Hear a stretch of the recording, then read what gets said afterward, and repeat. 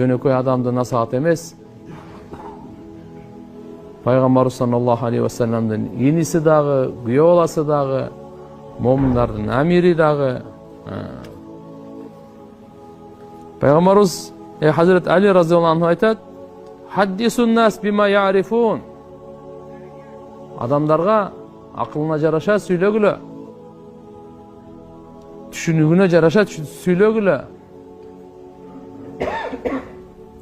Atuhibbuna an yukaddaba Allahu wa rasuluhu. Алланын элчисин жалганга чыгарганды жакшы көрө белеңер? Жок. Аллардын акылындагы жетпей турган нерсени сүйлөсөң, Алланын элчисин жалганга чыгарып коюшу мүмкүн, ошодон корккула.